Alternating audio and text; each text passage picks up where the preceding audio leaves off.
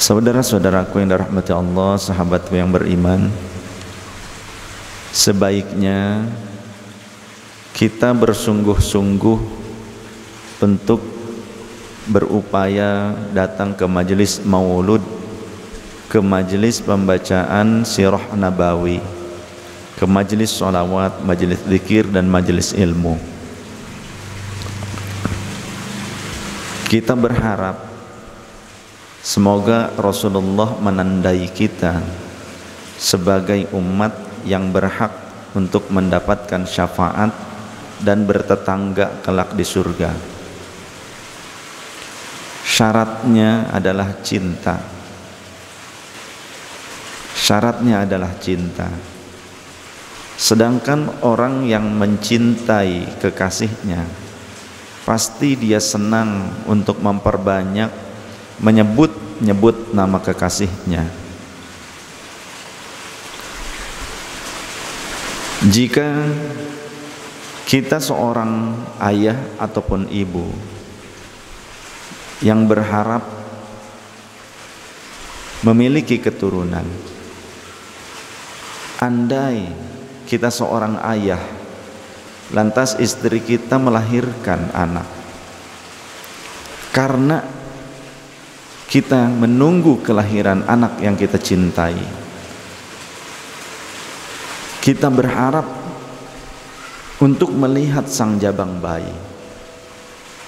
Di saat-saat dekat dengan persalinannya istri kita, tentu kita rela ngemitin, rela kita tidak tidur hanya untuk berjaga-jaga lahirnya sang buah hati yang kita cinta. Dan kita merasa was-was dengan sang istri yang kita cintai, sehingga kita rela terjaga dan rela selalu ada di sampingnya, walaupun pada saat melahirkan anak kita, tangan ini harus berlumur noda darah dan air ketuban. Tapi karena cinta, kita rela melakukan itu semua, menunggu bahkan pembukaan 1, pembukaan 2, pembukaan 3. Kadang mungkin kita harus rela tidak tidur, saking kita menunggu yang kita cintai, entah istri ataupun jabang bayi yang akan dilahirkan. Ketahuilah, kecintaan Rasulullah kepada kita itu lebih besar dibandingkan kecintaan seorang ibu kepada anaknya. Tapi bagaimana sebaliknya dengan kita? Ketika Rasulullah begitu menyayangi dan mencintai kita, memperjuangkan kita, apakah kita rela berjuang untuk datang musabaqah? Musabaqah itu artinya berkompetisi, saling dahulu mendahului untuk duduk di majelis maulid Rasul sallallahu alaihi wasallam, untuk duduk di majelis pembacaan sirah nabawi. Ya, biarpun kita tidak mengerti maknanya, mungkin kalau makna kita bisa pelajari dari terjemahan. Bahkan mungkin ada sebagian orang yang sulit untuk membaca bahasa Arab dari sirah nabawi tersebut. Tapi saya mengajak, saya berharap kita tidak kehilangan cinta kita kepada Rasulullah.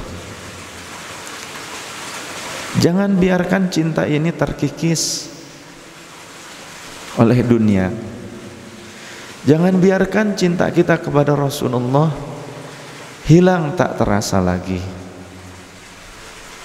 sehingga duduk di majelis pembacaan sirah nabawi pun seolah-olah tak ada manfaatnya.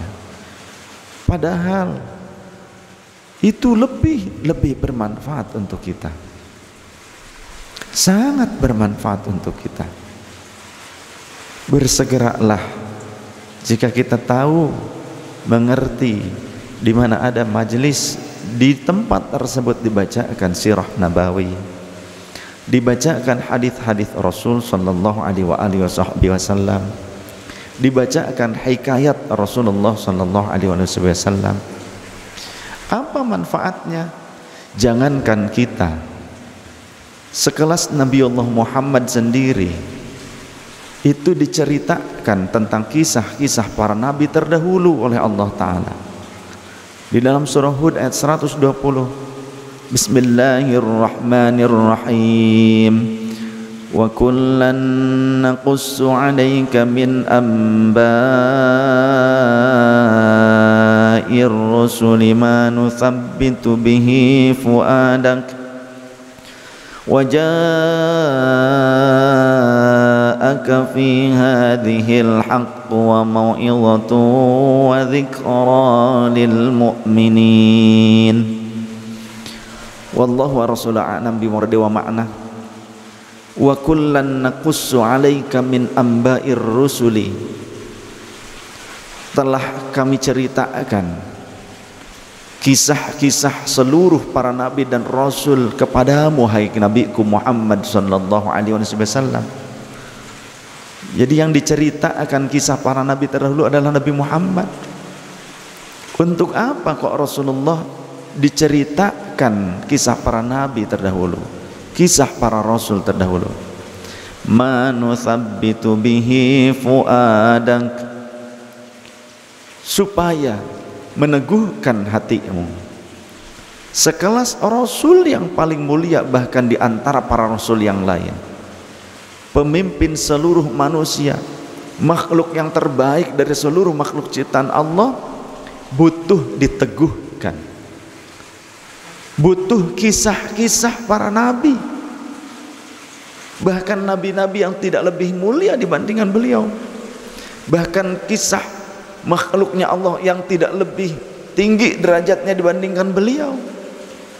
Rasulullah butuh cerita itu, Rasulullah butuh mendengar kisah-kisah itu. Supaya apa? Manuthabbitu bihi fuadak, supaya kami teguhkan jiwamu, keyakinanmu, wahai Nabiku Muhammad. Rasul dikuatkan keyakinannya dengan kisah para nabi terdahulu yang notabene tidak lebih mulia dibandingkan beliau, tidak lebih agung dibandingkan beliau, tapi Rasul butuh itu. Apalagi kita yang terlebih yang diceritakan, yang dibacakan sejarahnya adalah kisah makhluk yang paling agung, kisah manusia yang paling sempurna, yang itu merupakan pemimpin kita, Sayyidul Wujud, Sayyidina Muhammad sallallahu alaihi wasallam. Mana mungkin kita tidak butuh kekuatan spiritual? Mana mungkin kita tidak butuh kekuatan iman? Mana mungkin kita akan biarkan begitu saja kesempatan yang Allah berikan kepada kita untuk memperkuat keimanan kita, kita tidak ambil kesempatan itu? Jika Allah sudah tunjukkan di mana tempatnya, Allah sudah memberitahu kapan waktunya untuk kita bisa meraih keutamaan itu, tapi kita leha-leha, kita tidak bersemangat, kita masa bodoh dengan itu semua, maka periksalah jiwa kita, periksa jiwa kita. Jikapun selama ini kita membuat status seperti orang beriman, tapi kita leha-leha untuk datang ke majelis maulid, ke majelis sholawat, ke majelis zikir, seolah kita tidak butuh dengan itu semua, maka periksalah jiwamu, periksa keimananmu. Barangkali imanmu hanya sebatas pengakuan di media sosial saja, barangkali keimananmu hanya sebatas ujub saja, barangkali keimananmu hanya sebatas riyakmu saja. Keimananmu tidak tahqiq.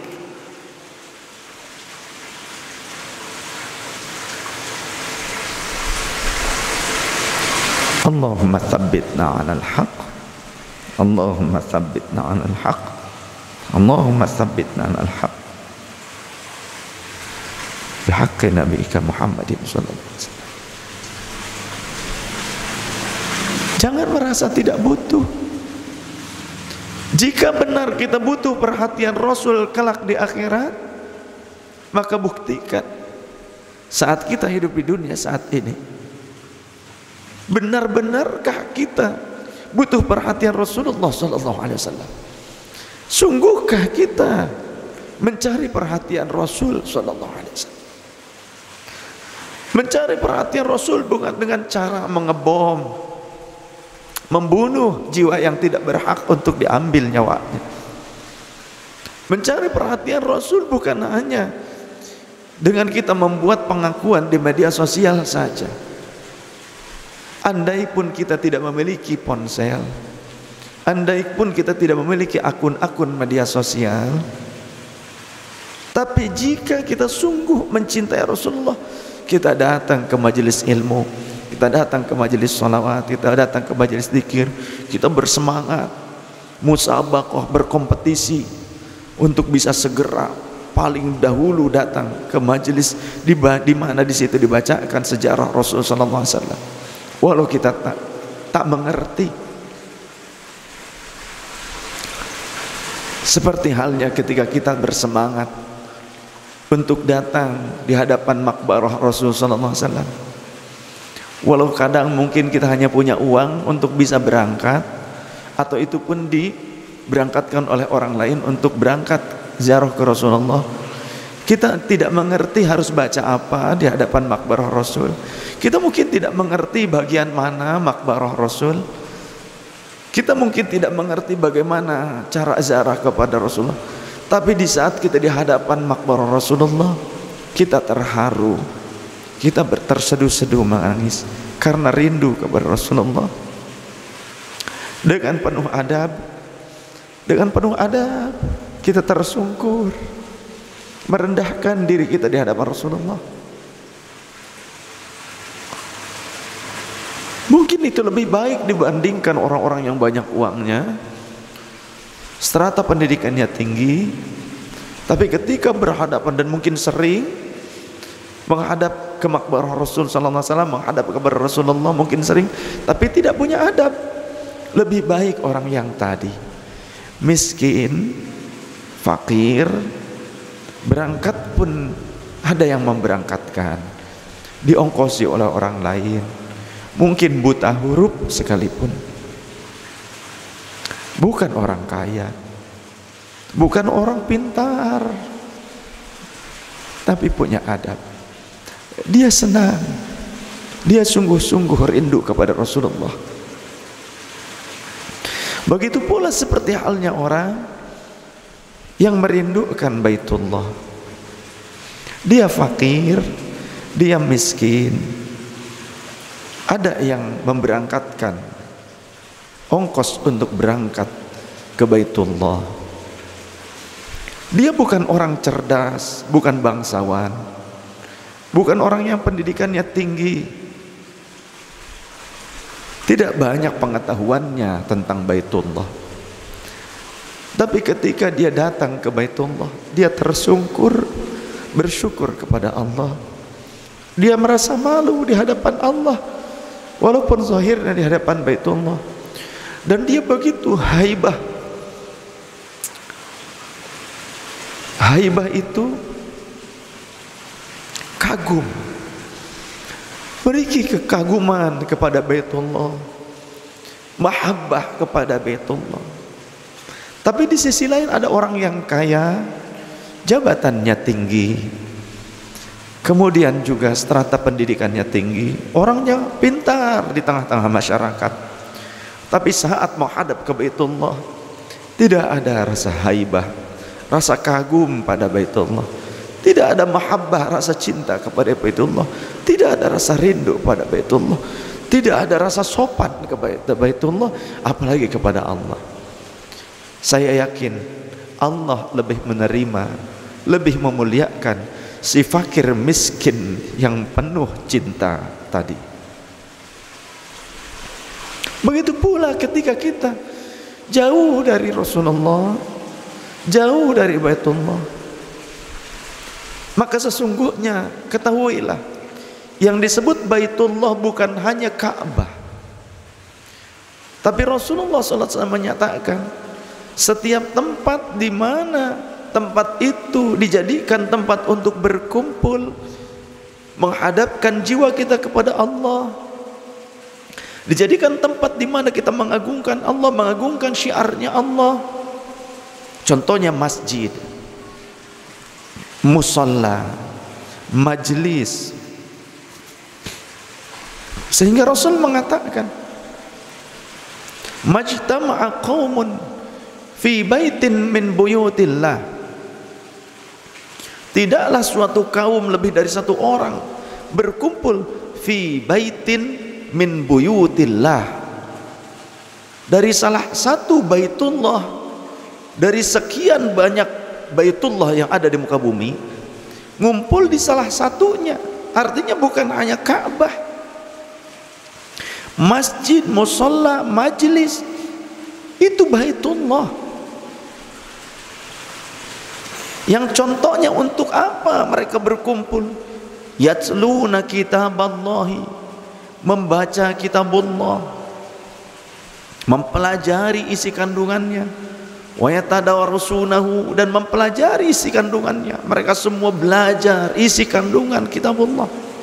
Termasuk seperti kita saat ini, kitab-kitab para ulama menjabarkan, menjelaskan isi kitabullah dan sunnah Rasulullah sallallahu alaihi wasallam. Kita duduk di majelis ini karena Allah Ta'ala. Illa ghasyiyatuhumur rahmah, tiada lain kecuali Allah akan mencurahkan limpahan rahmat bagaikan hujan yang deras. Wa nazalat alaihimus sakinah, dan Allah akan menurunkan ketenangan kepada semua yang hadir di situ. Wa haffathumul malaikah, dan malaikat akan berkumpul menaungi mereka, berteman dengan orang-orang yang kumpul di majelis ini. Wa dzakarahumullahu fi man 'indah, dan Allah akan membangga-banggakan seluruh orang yang hadir di majelis ini di hadapan para malaikat dan para wali-wali Allah, juga hamba-hamba Allah yang soleh lainnya. Berbahagialah.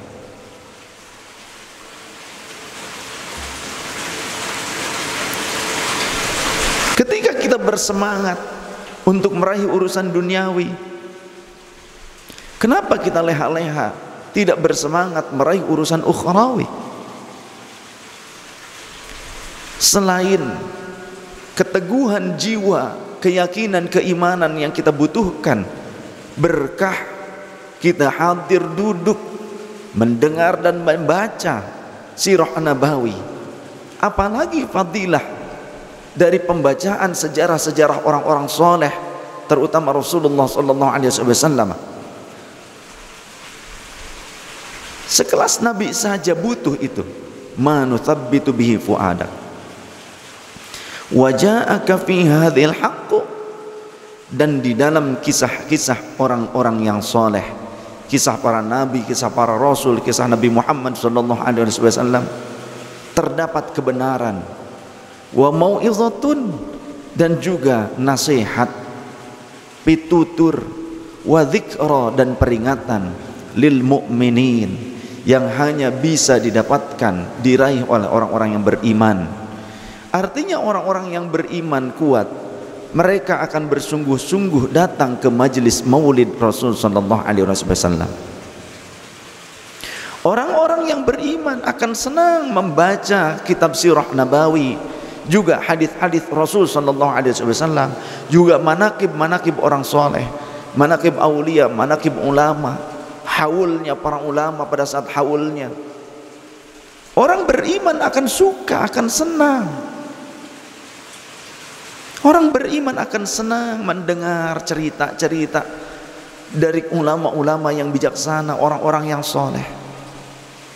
Hanya orang-orang yang lemah iman saja yang malas dan enggan untuk datang menghadiri pembacaan sirah nabawi, juga pembacaan manaqib-manaqib orang-orang soleh. Mari tingkatkan lagi keimanan kita, ketakwaan kita, mahabbah kita, tingkatkan lagi. Karena kata Rasulullah, yuhsyarul mar'u ma'a man ahab, nanti kita akan dikumpulkan bersama orang-orang yang diidolakan oleh kita, yang dicintai, yang digandrungi oleh kita. Kalau kita selalu gandrung, cinta, mengidolakan selain Nabi Muhammad SAW, mengidolakan artis-artisnya, dia akan dikumpulkan dengan artis-artis tersebut. Tapi walau artis sekalipun, jika idolanya adalah Rasulullah SAW, idola itu akan dia berupaya untuk mengikutinya. Bukti idola mengidolakan Rasulullah akan berupaya menggali, mencari tahu sejarahnya, senang mendengar ceritanya, membaca sirahnya, senang mempelajari sunnah-sunnah Rasulullah SAW dan mengamalkannya, berupaya mengamalkannya. Itu bukti kita mengidolakan beliau. Mahabbah kepada ahlul baitnya, mahabbah kepada Sadatul Alawiyyin, dzurriyyah Rasulullah yang soleh,